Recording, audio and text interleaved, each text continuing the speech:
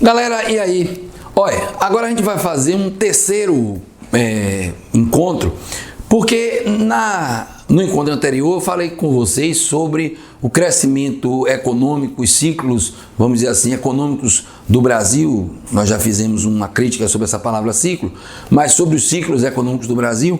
E aí eu falei sobre a questão do açúcar, a questão do ouro, a questão do café, e disse a vocês que hoje eu trataria nesse vídeo mais sobre a questão industrial brasileira. Então, a gente não pode esquecer, primeiro, o conceito de indústria, que eu gosto sempre de repetir isso. A priori, toda transformação de matéria-prima, ela é indústria, não é? Embora haja certos setores que a economia classifica como indústria, que não são transformação de matéria-prima em si. Um exemplo é a indústria do turismo, que não é efetivamente uma atividade de transformação, não é? O turismo seria muito melhor colocado se tivesse em serviço, mas os economistas colocam como uma indústria, não é? Então é bom a gente relembrar isso, dar uma frisada nisso. Então, a indústria, ela vai começar efetivamente a partir do início da história da humanidade, né? Quando o homem pegou uma fruta, amassou e fez suco, ele está fazendo indústria. O que muitas vezes você confunde é o processo de dinamização dessa indústria, que aí é uma outra coisa. A indústria manufatureira, ou seja, aquela em que a mão de obra humana, não é? A mão de obra humana, a expertise do artesão era o elemento fundamental. A transformação da matéria-prima em produto beneficiado acontecia essencialmente pelas mãos do artesão. Então, essa indústria manufatureira, ela começa a ser substituída a partir de 1750 pela indústria maquinofatureira, né?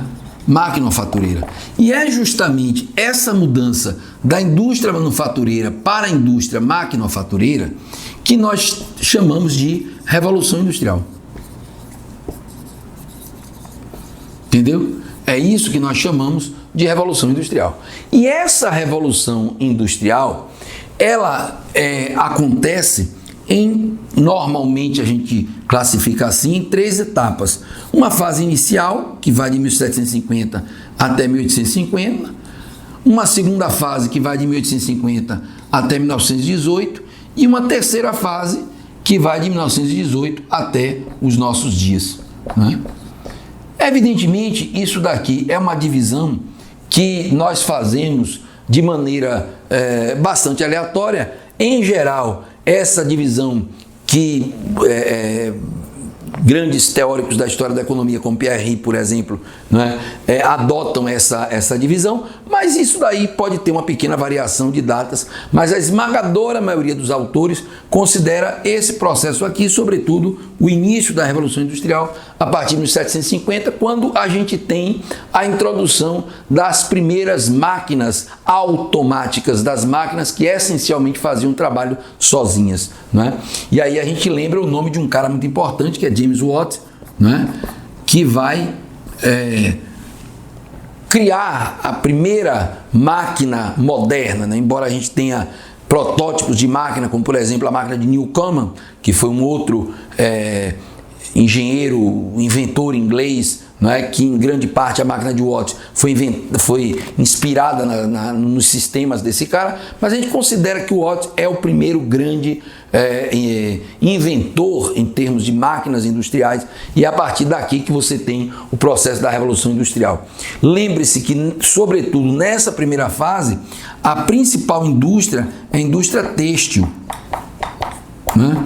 Por isso, inclusive, só como curiosidade, é por isso que a palavra tecido em inglês é fabric, né? Que obviamente a palavra fabric lembra justamente fábrica, né? Porque a palavra fábrica, por sua vez, vem do latim faber, que significa fazer, né? Daí essa questão do tecido, sobretudo o tecido industrializado, ter esse nome fabric em inglês. O fato é que de 1750 a 1850 nós vamos ter essa Revolução Industrial contida na Inglaterra. Essa é a primeira grande característica da Revolução Industrial, ela fica restrita na Inglaterra, e a partir, sobretudo, de 1810, não é? Essa industrialização começa a se difundir por alguns países da Europa, não é? E aí, a partir de 1850, a gente tem uma segunda fase, e que essa segunda fase tem como grande característica esse fato de a Revolução Industrial começar a ser difundida por outros países, não é? Outros países começam a ter também industrialização, só que nem todos os países terão uma industrialização igual, não é? É por isso que normalmente os economistas fazem uma distinção entre revolução industrial, né? Entre revolução industrial e surto industrial.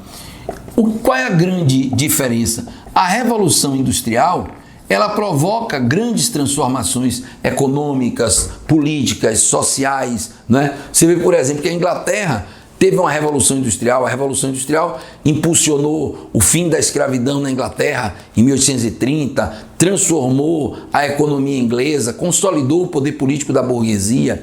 Isso porque a industrialização foi uma industrialização forte, não é? Capaz de provocar tantas mudanças. Daí a gente fala em revolução industrial. Já no caso, por exemplo, de outros países, como foi o caso do Brasil, essa industrialização vai acontecer, mas de uma maneira muito limitada, não é? O país, por exemplo, o Brasil continuará sendo um país essencialmente monocultor, agroexportador, escravista. Então, a gente não disse que houve uma revolução, mas essencialmente um surto. Agora, uma coisa importante que eu quero chamar a atenção de vocês é o seguinte: por que o Brasil vai ter essa dificuldade tão grande de se industrializar? Porque pessoas como o Barão de Mauá, não é? Xavier de Carvalho e tantos outros industriais, o próprio André Rebouças, que não era bem um industrial, mas foi um cara muito ligado a essa questão da modernização. Por que esse pessoal teve uma grande dificuldade para se desenvolver aqui no Brasil? Eu lhe diria que 3 fatores dificultaram a industrialização no Brasil. Primeiro, claro, a falta de consciência do governo, não é? De promover um processo de industrialização, de ter uma atitude mais protecionista, que naquela época seria fundamental. E essa falta de mentalidade se devia àquela visão de que o Brasil era um país agrícola, que nossa peculiar condição era de produtor agrícola e que se a gente era essencialmente produtor agrícola, não tinha que gastar forças e dinheiro com negócio de indústria. Indústria é coisa para inglês. Então, o primeiro problema foi o problema de mentalidade. O segundo problema foi basicamente um problema de concorrência. Era a época do capitalismo selvagem, que todo tipo de concorrência era visto como absolutamente normal. Então, a Inglaterra, que não quer concorrência, vai jogar pesado. Lembre que, por exemplo, os ingleses chegaram ao ponto de incendiar o complexo industrial de Mauá. Não é? Então, não é de se espantar que também essa concorrência pesada, aliada à falta de consciência e de proteção do governo, tenham levado a uma grande dificuldade para se estabelecer indústria no Brasil. E um terceiro fator é justamente a questão da matriz energética. A primeira fase, até o final do século XIX, a matriz essencial de energia para as indústrias era a matriz carvão, não é? Então era o carvão que terminava esquentando a água, que virava vapor, cujo vapor pressurizado movimentava as máquinas. Só que o Brasil é um país que é paupérrimo em carvão. E essa questão da nossa pobreza em carvão é que foi também um dos fatores para atrasar a Revolução Industrial, já que as máquinas disponíveis eram essencialmente movidas a vapor de carvão. Agora, a questão é que a partir de 1850 começa um processo de crescimento muito grande da industrialização. É aí que há uma carência cada vez maior de mercados que fornecessem matéria-prima barata, que consumissem um excedente de produção. Por isso a segunda fase está muito ligada à expansão desses mercados através do processo do imperialismo. Nunca se esqueça disso. O imperialismo está diretamente ligado à segunda fase, ao processo da expansão da industrialização, à necessidade de conquista de mercados, não é? E esses mercados vão estar basicamente aonde? Na África e na Ásia, que eram os continentes, vamos dizer assim, virgens daquela época. Então é para lá que vão se dirigir os olhares das grandes potências industriais, Inglaterra, França, Holanda, Bélgica, não é? Esses países retalham entre si a África e a Ásia, não é? E fazem daqueles continentes os seus mercados mais importantes, tanto importadores quanto exportadores de matéria-prima barata. Agora, no caso do Brasil, como eu já expliquei na aula passada, essa industrialização começa a se tornar mais dinâmica a partir do final do século XIX aqui, por aqueles 3 fatores que eu enumerei na aula passada. Capital proveniente do café, imigração, que traz uma mão de obra mais qualificada, e um terceiro fator, o surgimento de uma consciência industrializante no Brasil. E eu somaria a isso tudo um quarto fator, o fato de começar a haver uma diversificação da matriz energética. É aí que surgem as primeiras máquinas, a eletricidade, e aí acontece o contrário. O Brasil, que é hipercarente em carvão, é super abundante em geração de energia, sobretudo energia hidráulica, energia hidrelétrica, né? Então é aí que começa esse processo de industrialização. E a partir da Revolução de 1930, essa consciência industrializante vai se tornando cada vez mais forte. E por que essa consciência industrializante se torna mais forte a partir de 1930? Eu diria que 2 fatores, né? Então, 2 fatores tornam mais forte essa conscientização. O primeiro fator foi a crise de 29. Né? A crise de 29 jogou por terra aquela ideia de que o café resolvia o problema do Brasil, de que o Brasil seria eternamente rico, mamando nas tetas poderosas do café brasileiro. Então, quando houve a crise de 29, uma das primeiras coisas que se cortou em termos de importação é café, porque ninguém precisa de café para viver. Entendeu? Então o café foi cortado e o Brasil decepado com essa retração do mercado internacional. A outra coisa importante foi justamente uma perspectiva que está muito ligada, inclusive, ao socialismo, a questão da industrialização. A industrialização como fator de independência. Então, isso é uma ideia que é muito desenvolvida pelos autores socialistas, não é?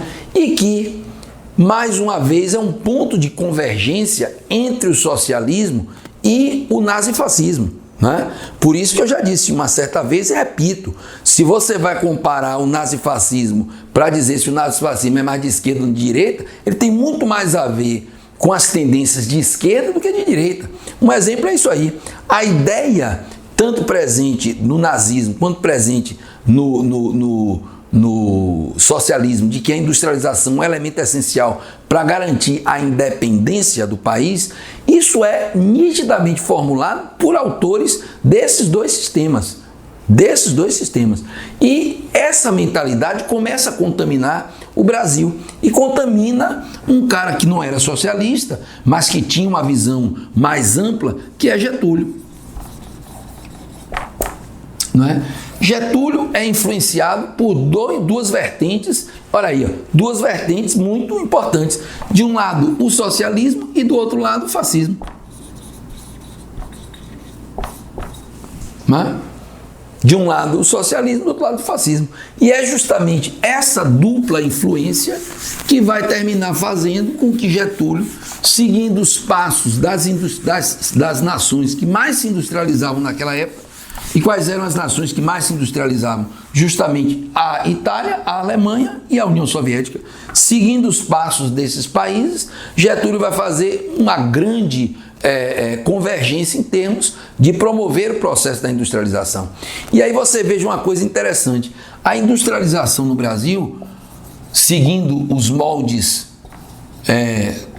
tanto da União Soviética quanto da Alemanha e do fascismo, né, na Itália, a industrialização no período de Vargas, nunca esqueça disso,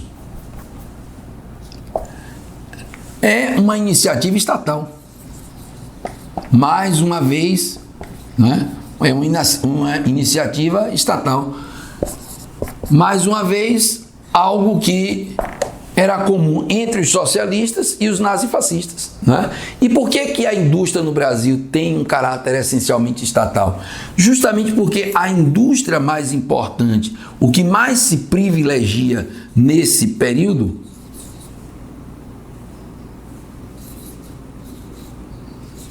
é justamente a indústria de base.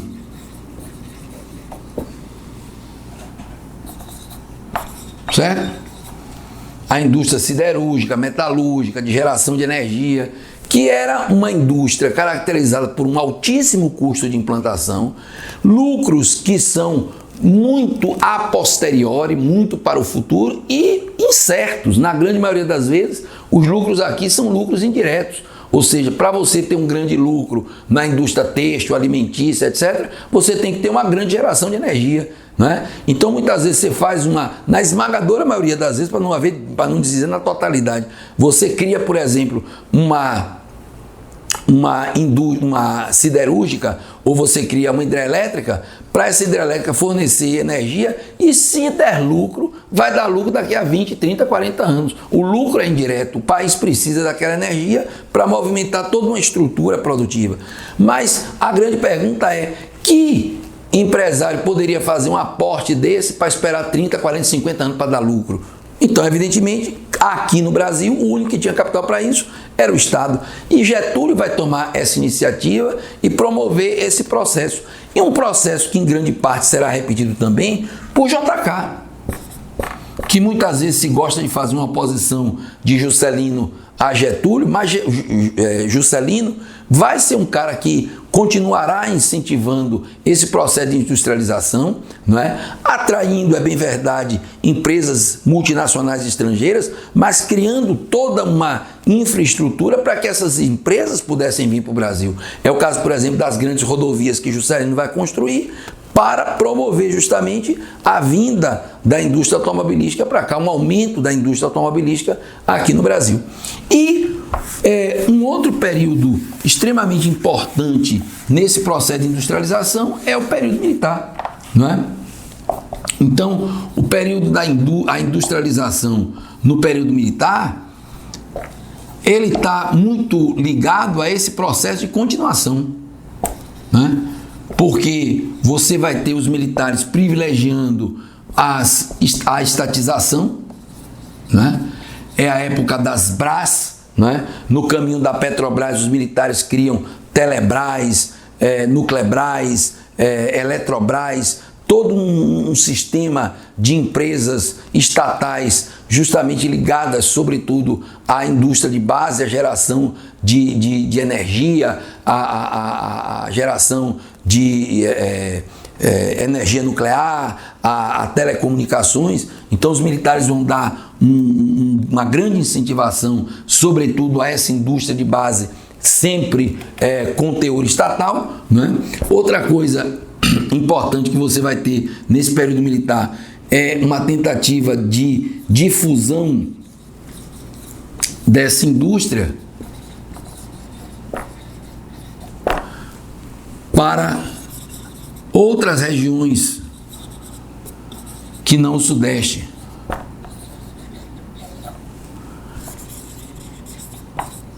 Certo? Então, daí, por exemplo, a gente vê iniciativas como a criação do Centro Industrial de Aratu aqui na Bahia, não é? Como a criação da Zona Franca lá em Manaus. Então, os militares tiveram essa ideia, tiveram essa perspectiva de procurar promover esse processo de industrialização, de crescimento econômico. Agora, o que você vê é que o modelo militar estava muito calcado, assim como o modelo de Juscelino, num processo de endividamento externo, não é? A industrialização, desde Juscelino, foi feita na base do endividamento externo. O Brasil, o governo brasileiro se endividava para promover um processo de crescimento industrial. Por isso, inclusive, é que o crescimento industrial do período de Juscelino, do período militar, foi muito maior do que o período de Getúlio. Por quê? Porque Getúlio não se endividava, mas também isso gerava um crescimento pequeno. Já o Juscelino e os militares se endividavam, mas isso criou um crescimento muito grande. E esses militares e o Juscelino estavam errados de fazer esse processo de endividamento? Não. Por quê? Porque durante esse período, um endividamento externo que foi fruto do contexto externo, né? Aproveitou-se do contexto de grande prosperidade mundial, né? De grande prosperidade mundial e a Guerra Fria. O que a Guerra Fria tem a ver com isso? Interessava os Estados Unidos ter aliados. Então os Estados Unidos financiarão grandes empréstimos a juros extremamente baixos para atrair o apoio desses países. Só que em 1973 estoura a primeira crise do petróleo, em 1979 a segunda crise do petróleo, e são justamente essas duas crises que vão fazer com que esses juros sejam extremamente elevados e que se interrompa esse processo de crescimento industrial. E é aí que nós temos uma recessão econômica que marcará o Brasil durante toda a década de 80. Certo, galera? Um abraço grande e para vocês, até a próxima.